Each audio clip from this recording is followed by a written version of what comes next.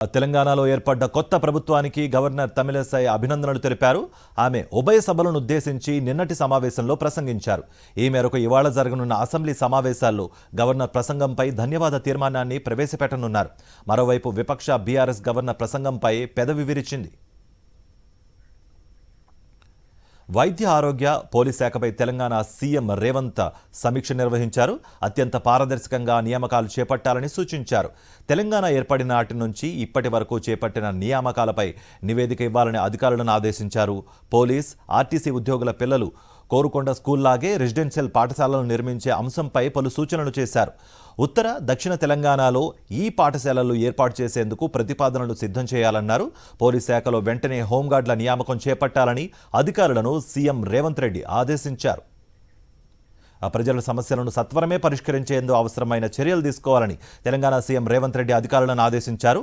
సచివాలయానికి వచ్చే ప్రజల సమస్యలను విన్నవించుకోవడానికి మంత్రుల ఛాంబర్స్లో నిర్దిష్టమైన సమయం, ప్రత్యేక అనుమతులు కల్పించేందుకు అధ్యయనం చేయాల్సిందిగా సీఎం సూచించారు. గ్రామాలు, పట్టణాల్లో ప్రతి నెల మొదటి వారంలో 1 లేదా 2 రోజుల పాటు సభలు నిర్వహించి వారి సమస్యలను వెంటనే పరిష్కరించేందుకు కృషి చేస్తే వారు హైదరాబాద్ వరకు వచ్చే అవసరం తగ్గుతుందని అన్నారు.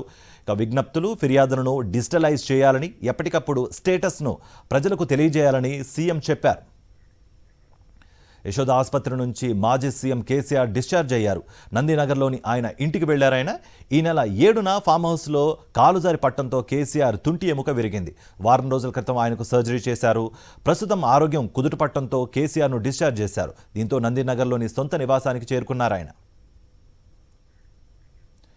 లోక్సభ ఎన్నికల్లో స్వతంత్రంగానే పోటీ చేస్తామంటూ ఆ పార్టీ రాష్ట్ర అధ్యక్షుడు కిషన్ రెడ్డి చేసిన వ్యాఖ్యలు ఇప్పుడు సంచలనంగా మారాయి. లోక్సభ ఎన్నికల కార్యాచరణపై నేతలకు దిశానిర్దేశం చేస్తూ ఆయన ఈ వ్యాఖ్యలు చేశారు. లోక్సభ ఎన్నికల్లో తాము స్వతంత్రంగానే పోటీ చేస్తామని, ఎవరితోనూ పొత్తులుండవంటూ కామెంట్ చేశారు. అందులో పూర్తి స్థాయిలో పార్లమెంట్ ఎన్నికలకు సంబంధించి ఏ రకంగా మనం తెలంగాణలో ముందుకెళ్ళాలి అనేటువంటి విషయాన్ని ముందుకెళ్ళాలి.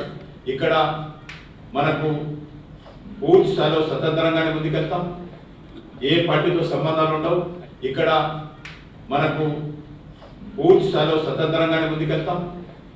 ఏ పార్టీతో సంబంధాలు ఉండవు. ఇక్కడ మనకు పూర్తి స్థాయిలో స్వతంత్రంగానే ముందుకెళ్తాం. ఏ పార్టీతో సంబంధాలు ఉండవు. ఎక్కడ కూడా ఏ పార్టీతో, ఒక దిక్కు బీఆర్ఎస్ ఎంతోనో, మనకి కాంగ్రెస్ పార్టీ కూడా ఉంది. కాబట్టి 2 పార్టీలతో సమానంగా మనం పోరాటం చేయాలి. ఈ 2 పార్టీలకు సంబంధించి ఈరోజు భారతీయ జనతా పార్టీ అధిగమించి పార్లమెంట్ స్థానంలో అత్యధికమైనటువంటి స్థానాలు గెలిచేటువంటి ప్రయత్నం చేయాలి.